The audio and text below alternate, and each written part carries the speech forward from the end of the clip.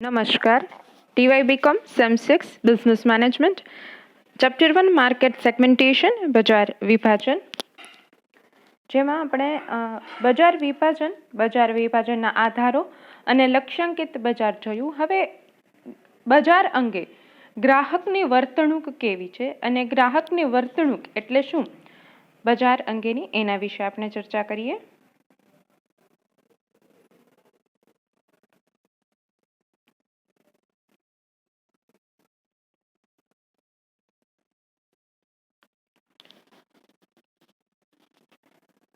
બજાર એટલે શું? પહેલા તો કે ગ્રાહકોનો સમૂહ કે જે કોઈ એક ચોક્કસ નિશ્ચિત જગ્યાએ જઈ અને વસ્તુનું ખરીદ વેચાણની પ્રક્રિયા થતી હોય, જેમાં ગ્રાહકો પણ હોય અને વેચનારા પણ હોય. ગ્રાહક એ સમગ્ર માર્કેટિંગ પ્રવૃત્તિઓનું કેન્દ્ર સ્થાન હોય છે બજારમાં, અને અલગ અલગ વ્યક્તિઓ દ્વારા જે ખરીદ નિર્ણયો લેવાતા હોય. હવે એ નિર્ણયના પરિબળો છે એનો આધાર બજાર હોય. હવે એ બજારમાં વ્યવસ્થિત રીતે માર્કેટિંગનું કામ કરવા માટે માર્કેટિંગ વ્યૂહરચના બનાવી અને એ વ્યૂહરચના અંગે યોગ્ય રીતે કામ કરવા માટે આયોજનો કરવામાં આવતા હોય. તો માર્કેટિંગની વ્યૂહરચના ઘડાય અને એને સફળતા મેળવવી હોય તો એને ગ્રાહકનું વર્તણૂક ધ્યાનમાં રાખી ને એના આધારે માર્કેટિંગની વ્યૂહરચના બનાવવી જોઈએ.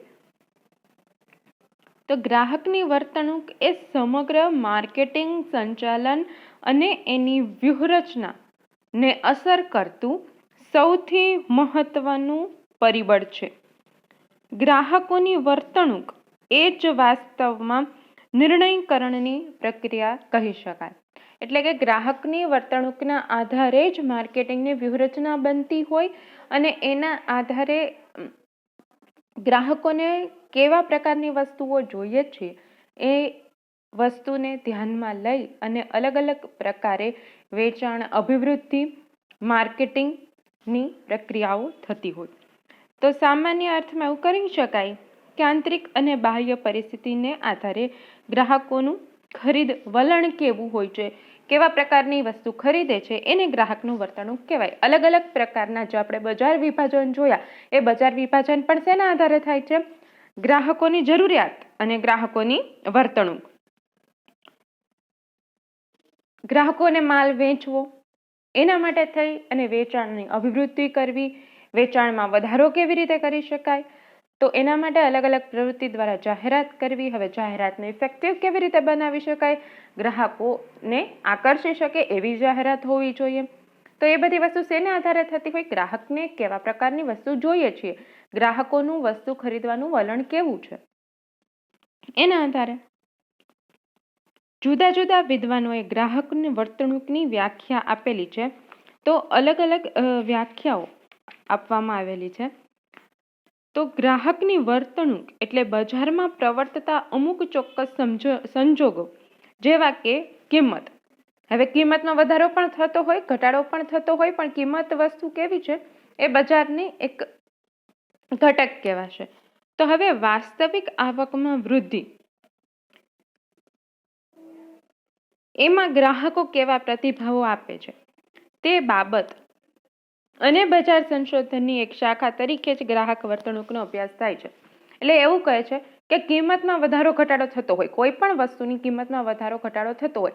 હવે ગ્રાહકની અત્યારની હાલની આવક કેટલી છે, ત્યારે એ કેવા પ્રકારની વસ્તુ ખરીદે છે, એની ગ્રાહકની આવકમાં વધારો થાય ત્યારે કેવા પ્રકારની કિંમતની વસ્તુઓ ખરીદે છે, અને આવકમાં ઘટાડો થાય ત્યારે કેવા પ્રકારની કિંમતની વસ્તુ ખરીદે છે.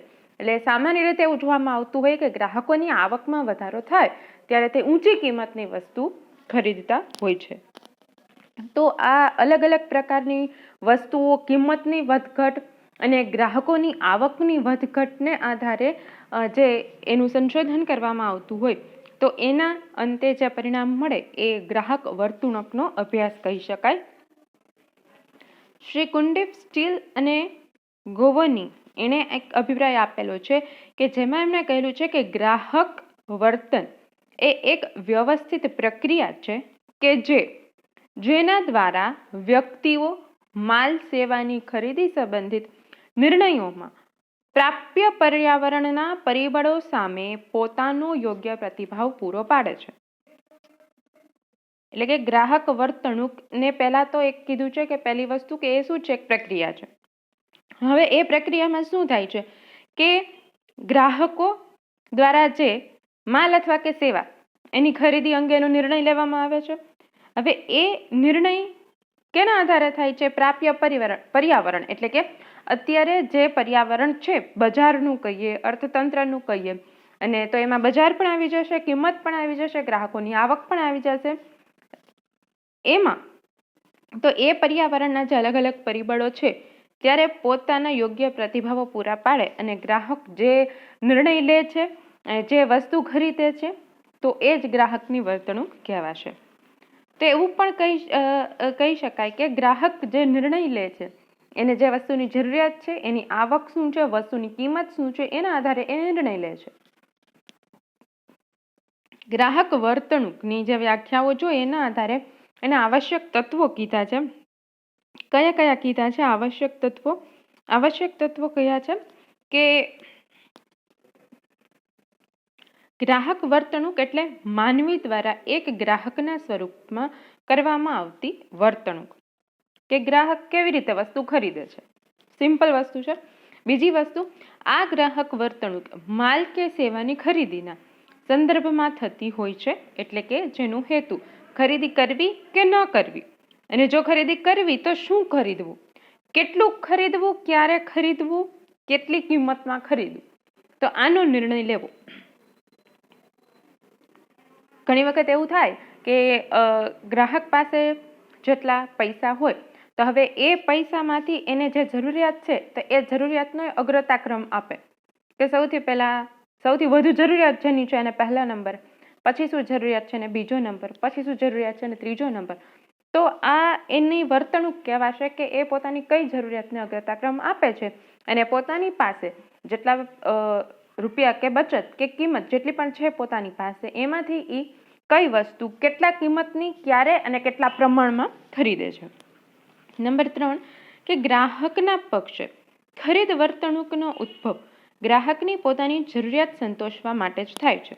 તો ઉત્પાદક કે સેલ્સમેન દ્વારા ગ્રાહકને આકર્ષવા માટે, પોતાની તરફ આકર્ષવા માટે ને પોતાની વસ્તુ ગ્રાહકને વેચવા માટે જે અલગ અલગ પ્રયાસ કરવામાં આવે છે, તો એના માટે ગ્રાહકની અંગત માન્યતા, ઈચ્છા, લાગણી વગેરે આંતરિક બાબતો છે એ અસર કરતી હોય, અને અમુક બાહ્ય પરિબળો જેમ કે એને ગ્રાહકની આવક છે, વસ્તુની કિંમત છે, વસ્તુની ગુણવત્તા છે, વસ્તુનો રંગરૂપ, આકાર, કદ છે, તો આવી બધી બાબતોનો પણ એની ખરીદીમાં અસર કરતો હોય છે. ગ્રાહક વર્તણૂકનો જે અભ્યાસ કરવામાં આવતો હોય એ બજાર સંશોધનની જ એક શાખા છે, અને એમાં બજાર સંશોધન એટલે કે પેદાશના બજારના કદ અને સ્વરૂપનો અભ્યાસ.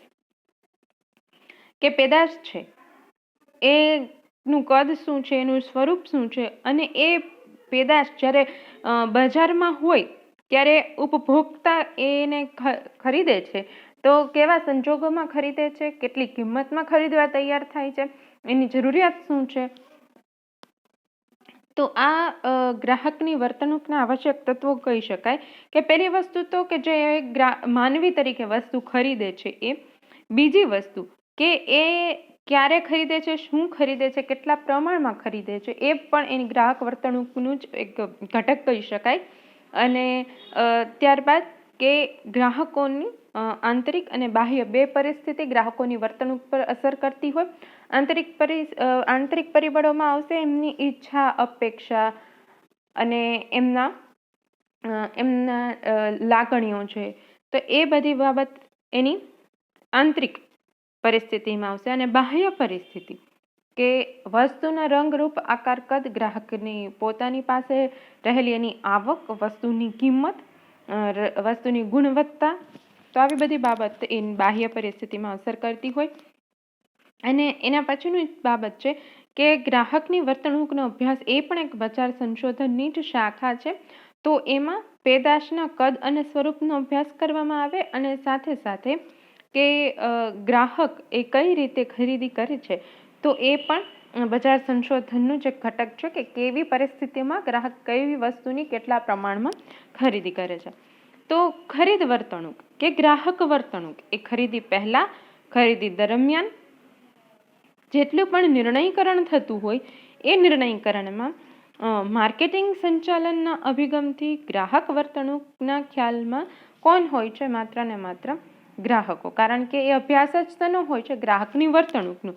તો ગ્રાહકની કઈ કઈ જરૂરિયાતો છે, એ જરૂરિયાતને આધારે એની પાસે આવક કેટલી છે, એ કેટલી આવકમાં કઈ જરૂરિયાતને અગ્રતાક્રમ આપીને એ જરૂરિયાત સંતોષવા માટે એ વસ્તુ પહેલા ખરીદે છે, કેટલા પ્રમાણમાં ખરીદે છે, કેટલી કિંમતની હોય છે, ટકાઉ વસ્તુ ખરીદે છે કે સસ્તી વસ્તુ ખરીદે છે, કઈ પદ્ધતિથી ખરીદે છે, ઓનલાઈન ઓફલાઈન થોડું દૂર જવું પડતું હોય કે સાવ નજીકથી જ વસ્તુ ખરીદી લે છે, એટલે કે કઈ જગ્યાથી વસ્તુ ખરીદે છે અને કેટલા પ્રમાણમાં વસ્તુ ખરીદે છે. તો આ બધી જ બાબતો છે એ ગ્રાહક વર્તણૂકમાં એનો સમાવેશ થઈ જતો હોય. તો હવે આપણે ગ્રાહક વર્તણૂકનું મહત્વ અને ગ્રાહક વર્તણૂકના મહત્વ અંગેની જે બાબતો છે તો ગ્રાહક વર્તણૂકના મહત્વ વિશે ચર્ચા કરીશું કે ગ્રાહક વર્તણૂકનું શું મહત્વ છે.